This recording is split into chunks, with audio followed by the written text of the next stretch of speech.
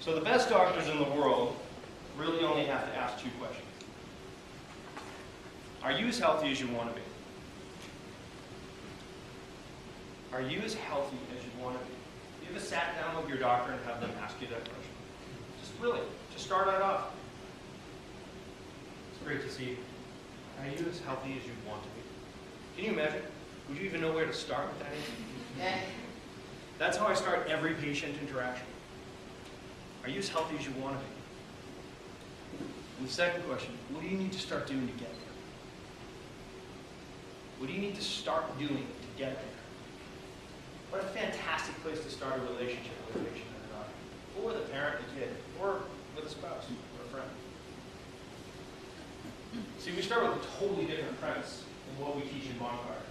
The wellness perspective is based on the truth and the fact that we are hardwired for health. We're designed to be healthy. The natural state of the human body is to express health. Okay? For 99.6% of us, we have the genome that's predetermined to express health as long as you put it in that right environment. Right? So if you're not expressing health, which is your natural default, your natural state, and you're experiencing sickness, or you're experiencing disease, or you're experiencing a health crisis, or some type of condition, it's simple. It just means that something's interfering with the natural expression of your health. Say yes if you get it. And there's only 2 things, or 3 things technically, that cause interference. Toxicity, deficiency, or both. You see, the way we address a case is we look at a patient and say, okay, let's look across your lifestyle domains. Let's look at how you're choosing to eat, how you're choosing to move, and how you're choosing to think. We recognize that there are some elements, we call them essential elements, that are required to be provided in your lifestyle. And if you're missing some of those things, your cells won't be healthy. Okay, let's take nutrition, because everybody gets nutrition. Because we look across the 3 domains. Eat, move, think. Let's talk about eat. Okay? There are cells. Would you agree with me that there are cells that make up your body, right? And your cells are designed to be healthy. Okay? Now, if you give your cells what they need, what's innately required by your genes, you express health. Now, if you're missing some of those nutrients, like a vitamin C, if you're missing vitamin C, what do you get? Scurvy. Okay, you express scurvy because there's a vitamin C deficiency. That's known as an essential vitamin or an essential element, right? If you don't have vitamin D, if you're missing vitamin D, what do you get? Rickets, right? Okay, so everybody recognizes that there's some expression because there's a deficiency, right? So all of these essential elements need to be provided for your cells to function properly, for you to express health. Now, conversely, there's also things that you could put in your body that are innately toxic to your cells, right? There's choices that you can make in your lifestyle. You put them into your body, and your innately intelligent body does everything it can to just do 2 things: survive and reproduce. That's it. That's all you're genetically programmed to do. Survive, and most of it's survive long enough to reproduce, okay? For some of us, the clock is ticking there, okay? So it's survive and reproduce. That's what all your genes are driven to do, okay? Now, you put toxic things in your body's going to morph and change and twist and fight back and just try to survive. But ultimately, what happens is the cells fatigue and you start to express some type of sickness, disease, or condition. You guys with me? And for a lot of people, they're doing both. They're toxic and deficient. They're missing the things that their cells are programmed to require, and they're adding things that aren't supposed to be there, period. Now we get that compounding effect, and that's just in nutrition. So let's think of those things as essential nutrients. You guys with me on that? These are nutrients that need to be provided through our choices. Well, in Bonfire, we recognize that there's 3 lifestyle domains. And in each of the domains, there are nutrients that are required. In the movement category, there are nutrients that are required. Your cells require movement.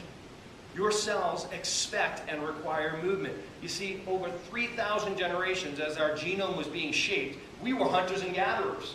For 40,000 years, we were hunters and gatherers. You had to move to eat. If you didn't move, you didn't eat. Okay? In fact, if you didn't move, you were eating. All right? So our ancestors had to move in order to eat. So movement is hardwired and burned into your genome as a requirement. There was an exchange of energy. You burned a lot of energy to secure your energy. Say yes if you get that. You had to blow a lot of energy while you were hunting and gathering. Nowadays, we can sit in our car, get up from the computer, sit in our car, drive down a window, roll down our window, and somebody will throw a bag of toxic deficient food that's like 5,000 calories in your window, right? That's not how we're designed, okay? So there's deficiency in the movement category as well. And again, we get this, what's called adaptive physiology goes on in our body, and we start to move away from health. We move towards sickness. Well, how about the thought life? How about the thinking category? Would you agree with me that there are nutrients that must be provided in our thought life? These things need to be there. Things like connection and acceptance and respect. Things like influence and control and safety and unconditional love. These things are nutrients that have to be fed into our bodies through our choices, through our relationships, through our lifestyle, right? And how many people are deficient in these things? Why do you think social media and Facebook is so popular? I mean, think about the connection. That is like a vitamin. People need that connectedness. They need a tribe. We're tribal beings. We're hardwired to want to be tribal beings, to be connected, accepted, respected. We want to feel that connection. We're humans. We're tribal beings, okay? And so many people today are just struggling in all three of these lifestyle elements. This is the big idea of bonfire. So the name bonfire comes from the truth that your health is your bonfire. Your health is your bonfire. It's where your life, your heat, and your energy come from. And all of us want a bigger bonfire, yes? And the way that you eat is your fuel. And the way that you move is your air. And the way that you think is your spark. And when those three elements come together, the natural consequence is fire. And if any of those three elements are missing, no fire. So this speaks to the overriding narrative, the comprehensive narrative of what we're teaching in Bonfire. It's not just how you eat, and it's not just how you move, and it's not just how you think. In fact, it's not just eat plus move plus think. It's eat times move times think over time. It's compounding. And again, the question is are our kids, are our families, are we compounding health or compounding sickness with the choices that we're making? You see, we put together a program called the Bonfire Health Program, which teaches you over a 90-day period how to adopt 39 good habits into your life. So at the end of a 90-day period, do we expect that all of our users have 39 good habits in their life? No. But can you imagine if you adopted 20% of them and kept them for life?